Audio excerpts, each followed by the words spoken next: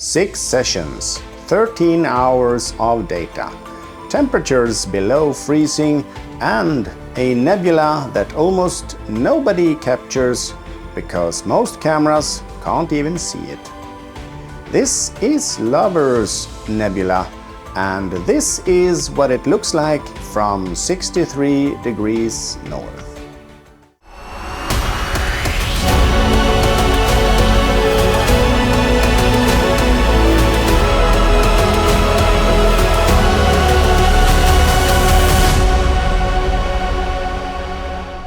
In this video, I want to take you through the complete journey of capturing and processing Lover's Nebula, or SH2-261. We'll start with the story of the nebula itself, the history, the science, and why I find it genuinely fascinating. Then I'll walk you through the data collection, 6 sessions spread across 6 weeks, from late January to March, from here in northern Sweden. After that, we go into processing the full PixInsight workflow in SHO palette with synthetic RGB stars. I'll show you the key decisions that shaped the final image. And at the end, the result. Let's start with the nebula.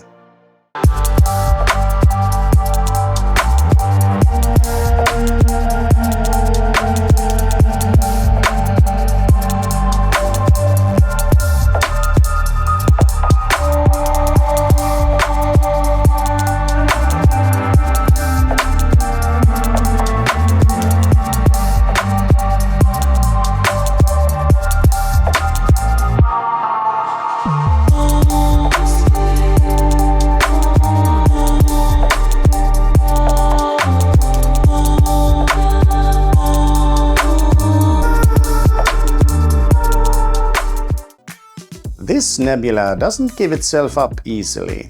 Sharpless 2-261 Lover's Nebula is a large emission nebula in the constellation Orion.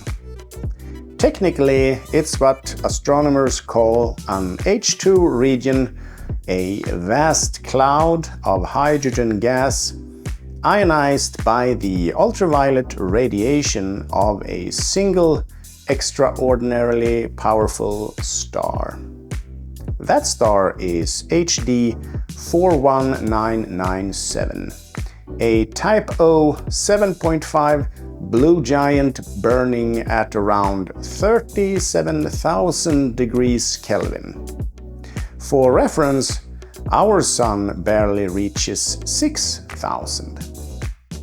The exact distance to this cloud is still debated.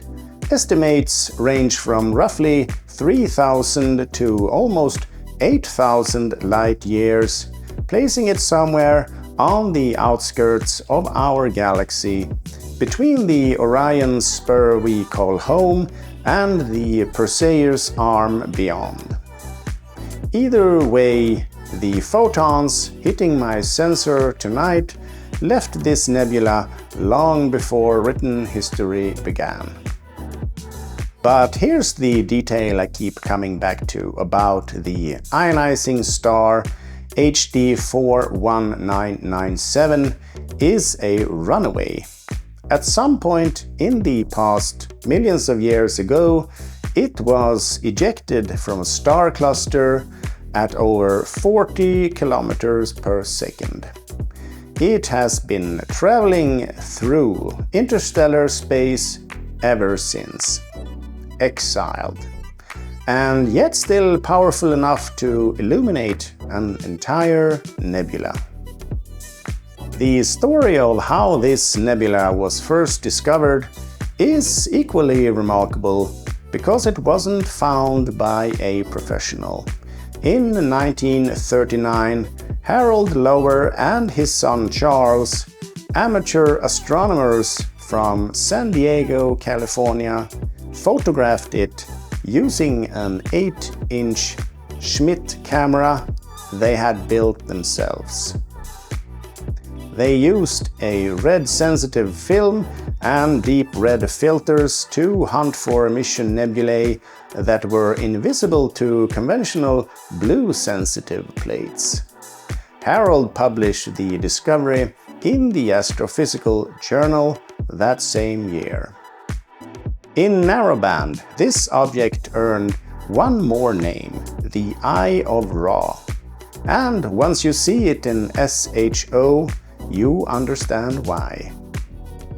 The data for this image was collected across 6 sessions from January 26 to March 10 in 2026.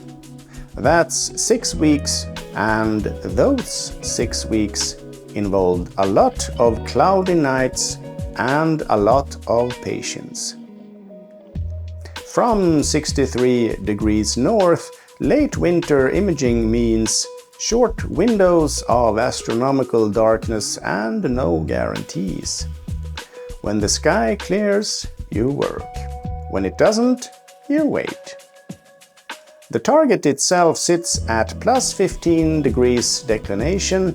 That's reasonably high for me by Swedish standards, but at this time of year, Orion is well placed in the evenings, which is part of why I chose this object for the winter season.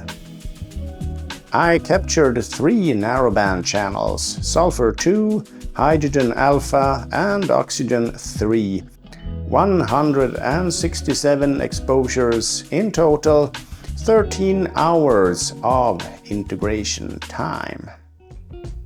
The telescope is the Skywatcher EvoStar 80 ED Pro, an aprochromatic refractor paired with the Skywatcher 0.85x field flattener and focal reducer.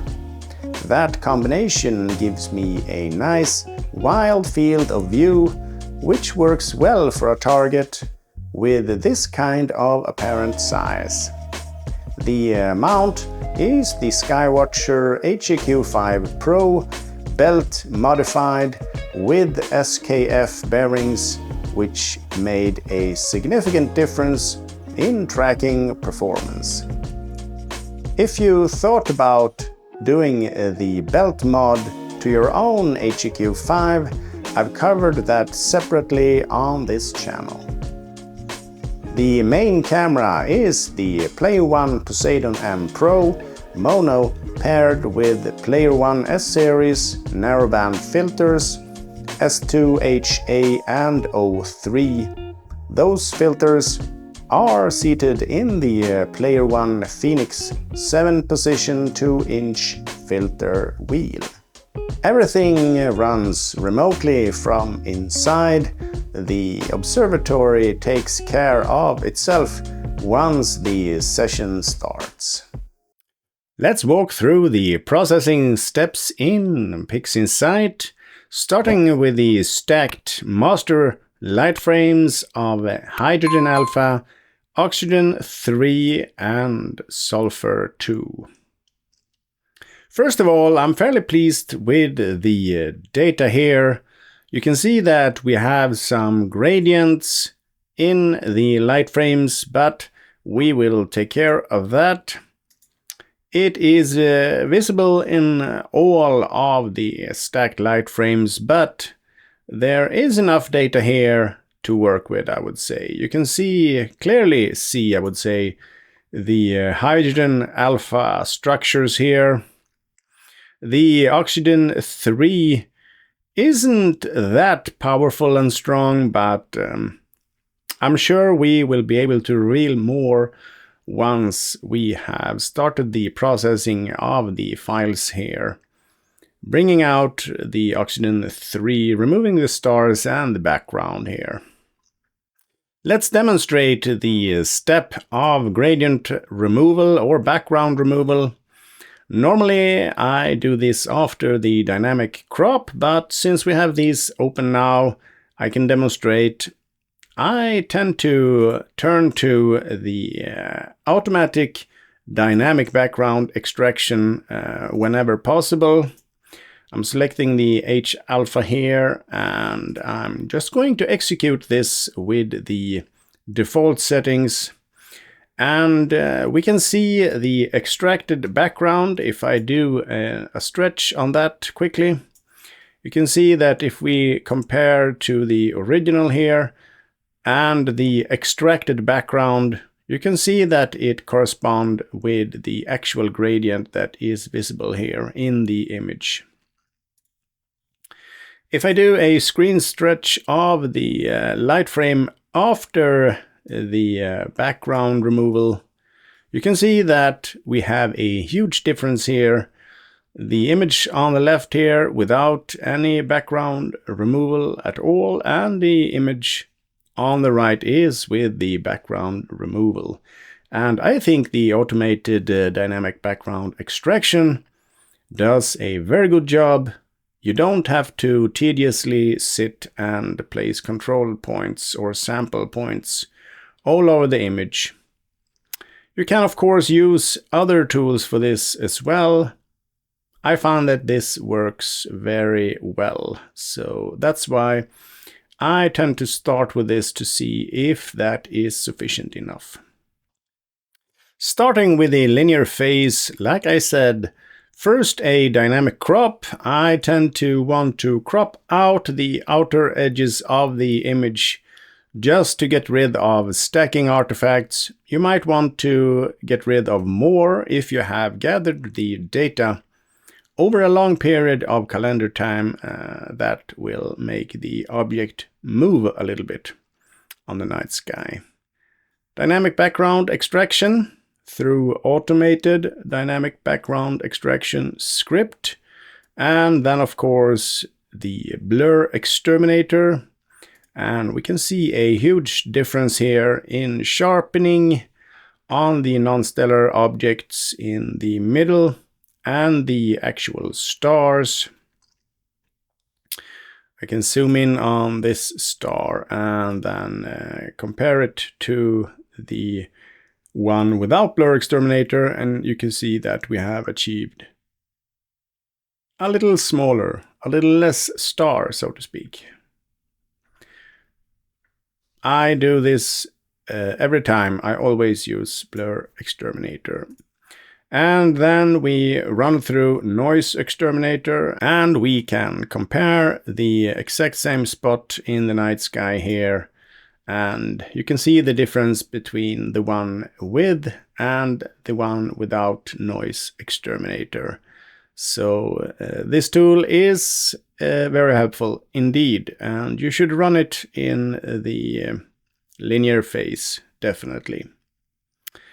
And when that is complete, we obviously make the images starless, and this goes for all three filters, H alpha, sulfur 2 and oxygen 3. The exact same procedure for all of them. Now this is just a screen stretch here of the H alpha channel.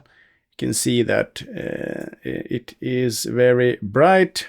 If I remove the screen stretch, you can't see anything.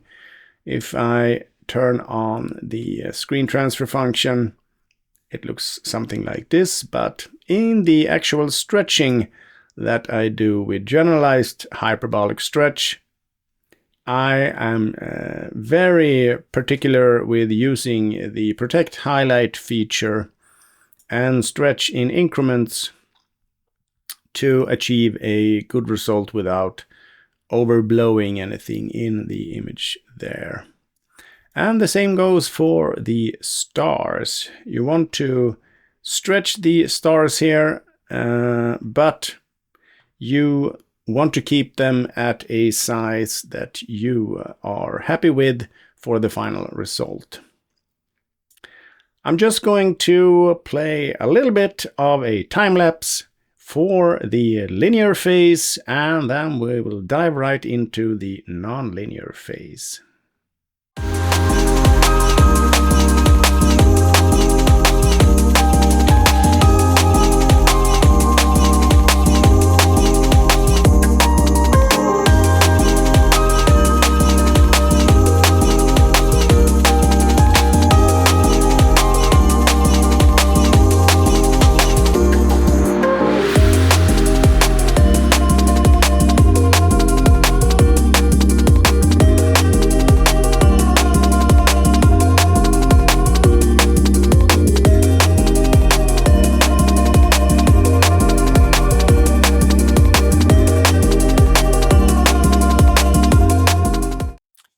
This is the result of my stretching. You can see that we have carefully balanced, stretching out every last of that faint details in the nebulosity here, and trying not to overblow or overexpose highlights in the image here. You don't want any of the pixels to be 1 or close to 1, I would say. You also gain a little bit later when we are adding these together, so you might continuously, both during the stretching and in the process of performing processing activities in the nonlinear phase, make sure that you stay below a value of 1, which is purely white here. We don't want that at all. So this is H alpha, this is sulfur 2, and this is oxygen 3. I do try to keep them as equally as possible when it comes to black point here. So just cycle through them, make sure that you have a reasonably equal distance from the left here. And I don't want to pull it too far to the left, which will make the background more black, but then you will also lose a lot of details that you might want to include in the final result. So you could spend some time here playing around with the black point and trying to combine these three together to get the result that you want. So when you're happy with the stretching of those three, you make an SHO image, placing S2 in red, HA in green, and O3 in blue, as we always do, and we always push the wrong button in pixel math. And then we have joined them together. Now that we have the SHO combination image, we can see that we have a lot of green here, and there are a lot of ways to handle this. I've also made a video earlier about reducing green without using SCNR, and you can go that approach and adjust with curves and masks.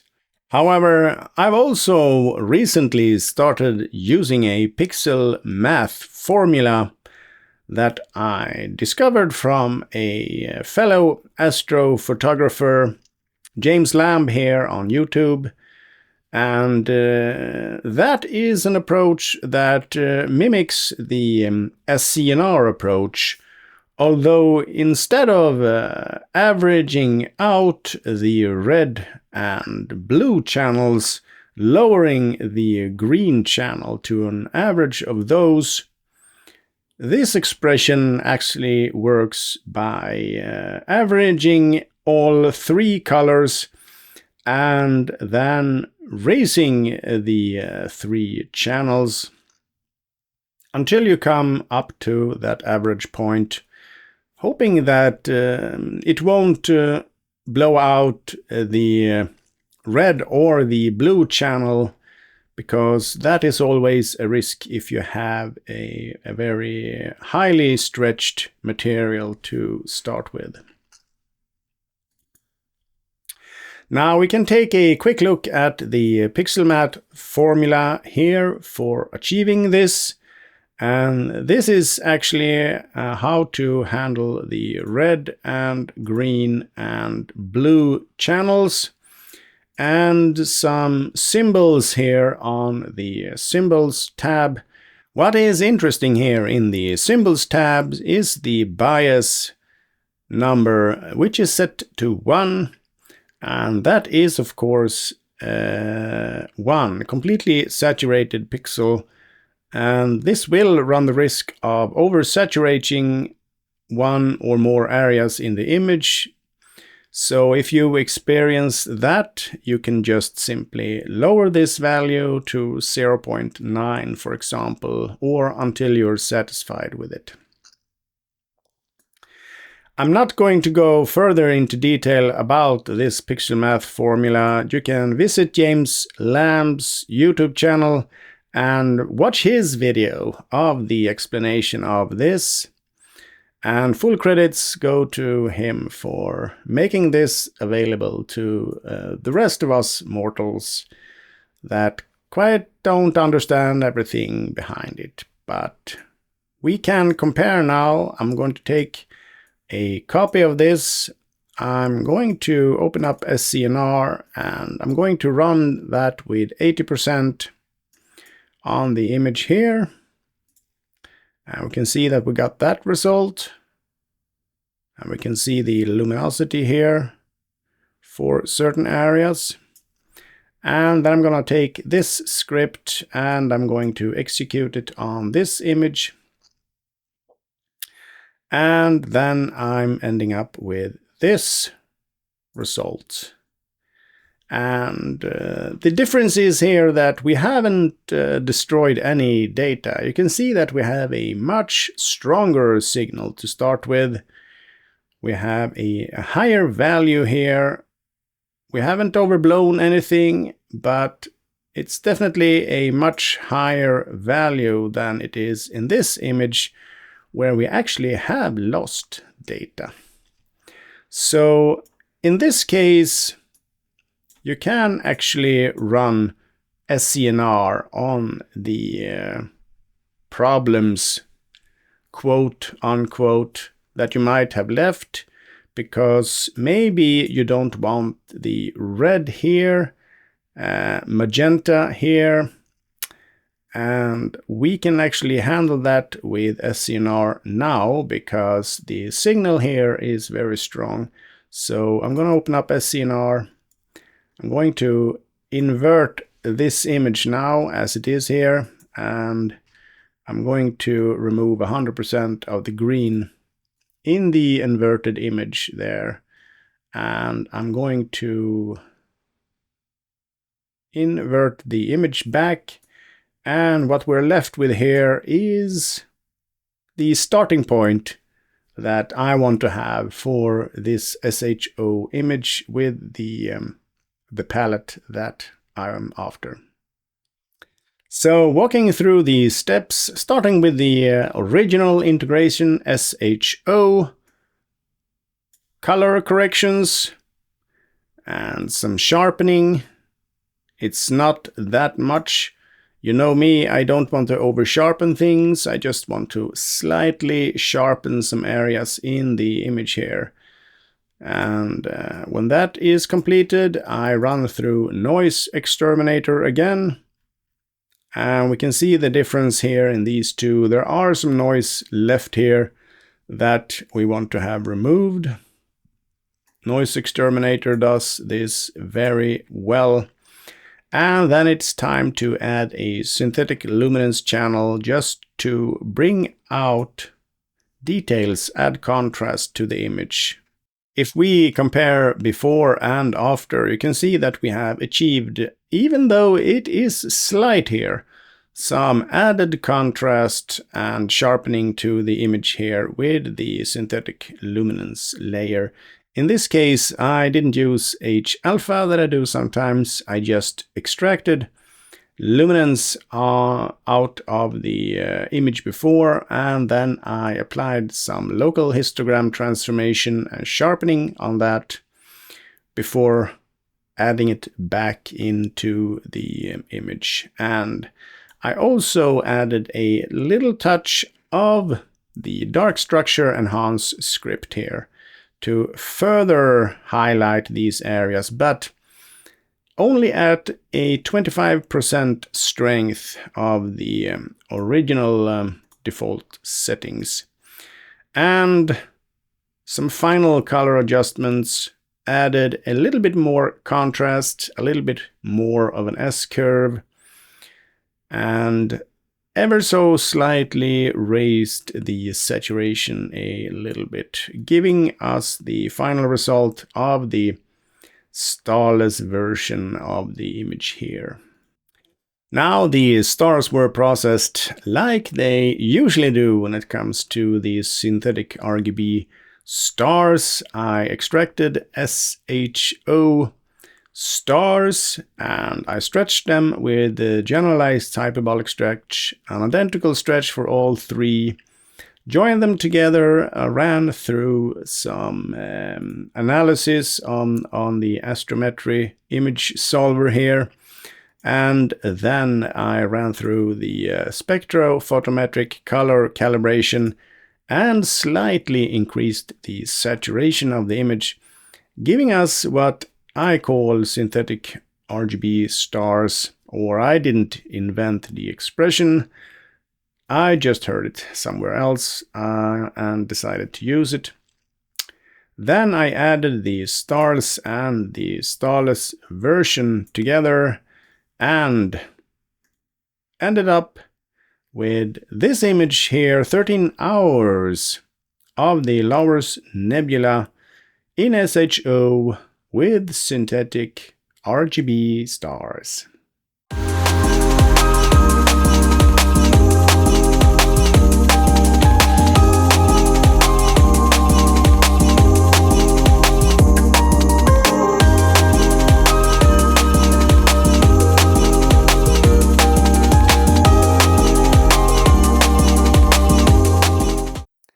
This is Laurus Nebula SH2-261 from 63 degrees north.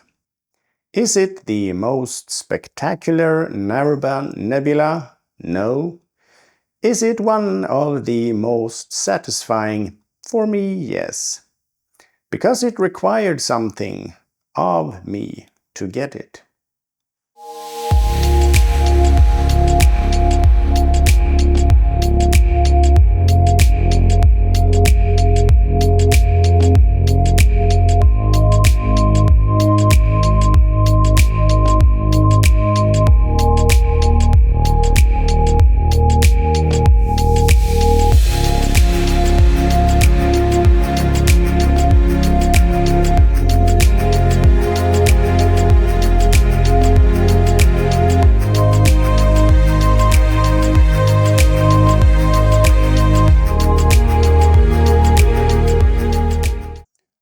Thank you so much for watching this video.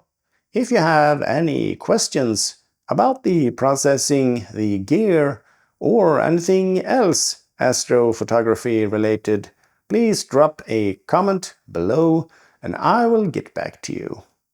If this kind of deep sky imaging content is what you're here for, please consider subscribing. Until next time, clear skies.